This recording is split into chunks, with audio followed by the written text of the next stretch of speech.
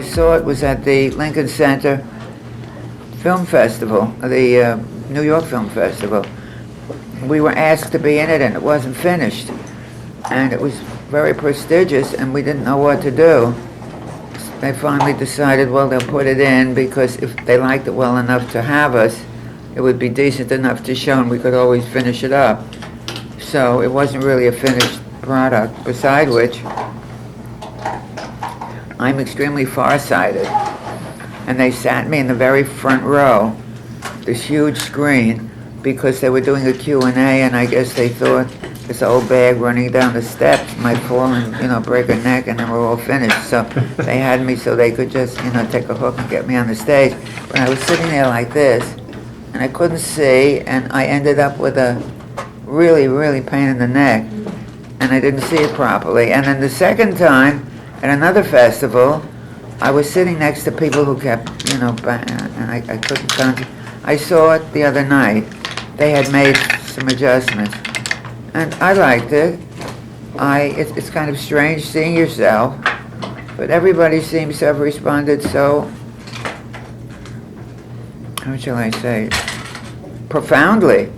I never expected anything like that. I thought, well, I'll just be happy, if it's acceptable, but people really seem to respond, and it's very much cross-generational and also cross-gender. Young people like it, and old. It's very interesting, and everybody comes away with a part of it, they tell me, that really touches them. So I'm glad different segments seem to reverberate more than others with certain kind of people.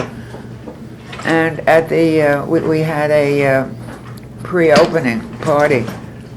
When was it? Night before last, before I came. And a few people came over and said the same thing. We came expecting a fashion film, and instead we saw a love story. So I was very touched with that. They said a dual love story. So I don't know how you guys responded, but most of the work I knew of Albert's was very gritty. But nothing like, my life or what I do, and I couldn't really understand why he wanted to do this. And what makes me very happy is he loved the film. It was the last piece of work he did, and he was really very taken with it. So people say they're very amazed. They think that Albert and I were old friends. We just hit it off, but I never laid eyes on him until I went up to his studio. I can imagine how different the world of filming is to you or for you. So what was your favorite memory while filming the documentary? Oh, there was no favorite memory. I just enjoyed it all. He was very pleasant to work with. He was very sweet and kind and really a gentle man. And I knew he wasn't too well, because sometimes he'd just fall asleep while he was filming. Nobody knew how sick he really was, and the doctors didn't know either, because he was in and out of the hospital for various reasons. Whatever, he died a very peaceful death at home in the bosom of his family, and that was very nice. I said no a few times, and I told some friends, and they all chastised me severely and said I was crazy. And then Linda Fargo, who was a big wheel at Bergdorf Goodman, which is kind of associated with Neiman Marcus, is a good friend. And I told her, and she said, "My God, you are crazy." She said people would drop dead just to have Albert take a still photograph of them. And if he wants to do a documentary of you, you have some gall to say no. Who the hell do you think you are? And then he fortunately called me again and said, reconsider, come up to the studio, meet the crowd, meet the crew. And I did, and we fell in love, 126. Why he wanted to do it, I really never asked him, but he just wanted to do it desperately, so we did it. Yeah.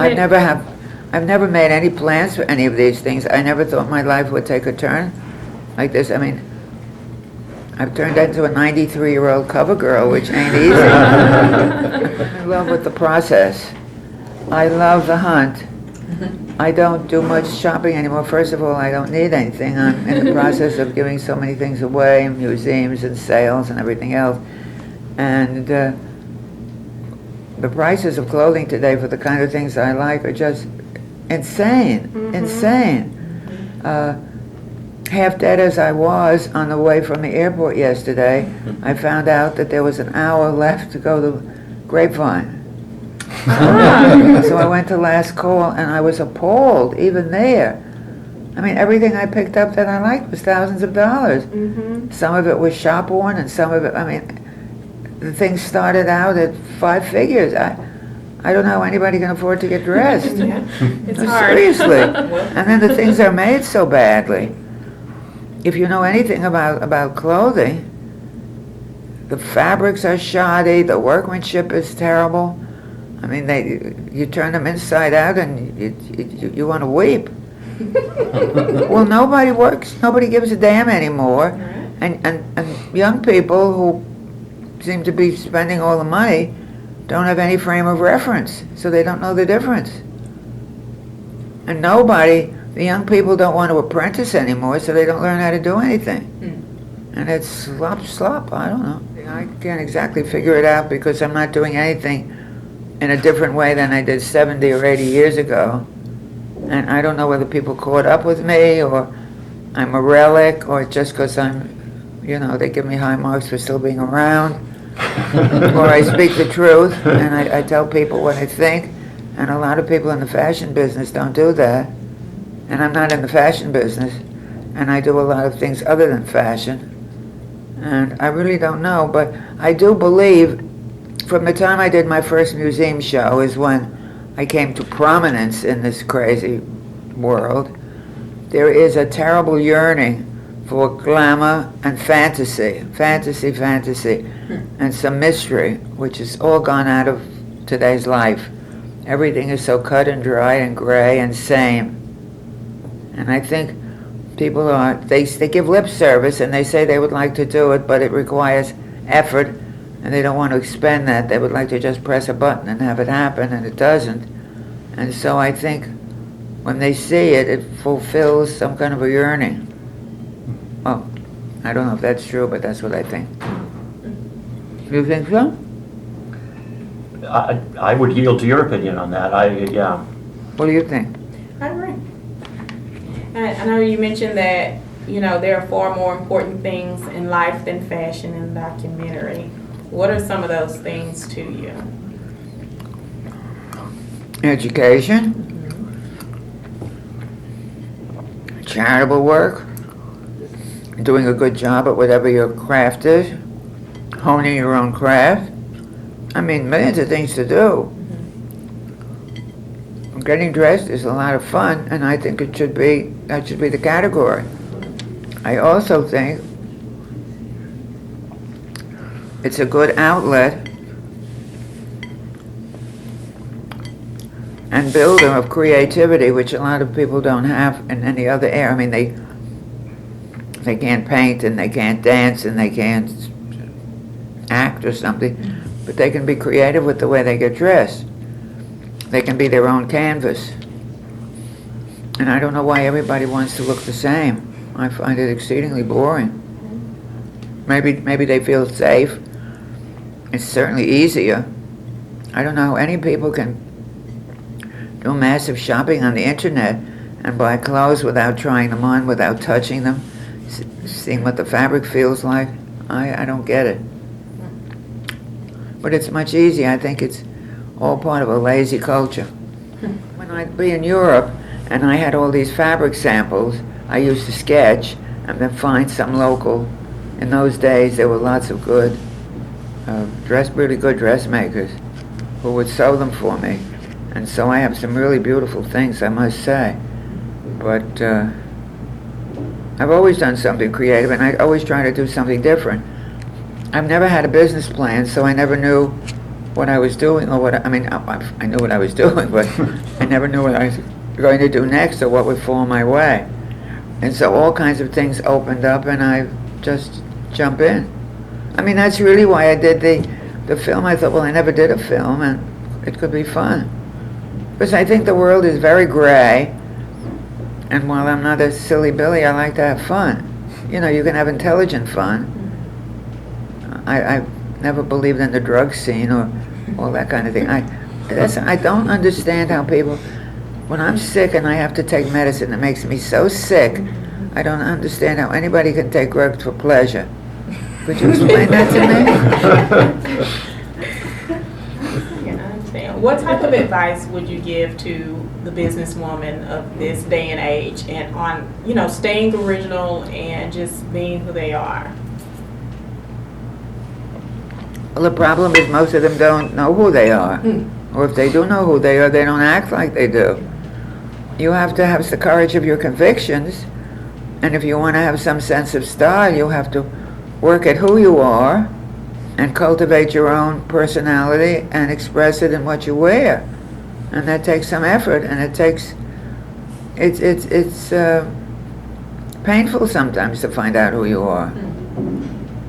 And it's not an easy process. But, you know, I always believe there's no free lunch. So what excites you these days? What do you... Oh, everything excites me. I'm excited to meet you all. I'm excited to be in Dallas after all these years. We used to come twice a year because we used to come for market. We used to show our line here. And so I haven't really been here in many, many years. And I just am excited that I can get up in the morning. That's the first step. Documentary, when you spoke about wanting a pair of jeans and that was not, you know, the thing to do, or ladies don't dress in jeans, you know, was it difficult for you to kind of just be more original and not worry about what was said about you? Well, I never worried about what was said. If people didn't like it, I figured it's their problem, not mine. The only people I was ever worried about were what my husband would, how he would react, or my mother. And if they hated something, I wouldn't wear it, but otherwise, what do I care what anybody thinks? I hope they like it, but if they don't, I'm not going to worry about it. I can't live in somebody else's image. I don't believe in that. I think that's why there's so many people go to psychiatrists. They try to... No, seriously, I think there's a pattern or something they think they have to be like. And that's ridiculous. I think you should teach a class on that. I'm sorry? I think you should teach a class on, like, originality and just being original, because, I mean, as us young individuals in the world, we see a high suicide rate because people are worried about being liked. Well, you should work at being nice rather than worry about being liked. Yeah. Everybody's not going to like you. And if you try to have everybody, I mean, if you try to be all things to all people, you'll end up being nothing to nobody. I mean, you just got to do your own thing, but first of all, you have to have a thing to do. And a lot of people say they want to do their own thing, but they ain't got nothing to do.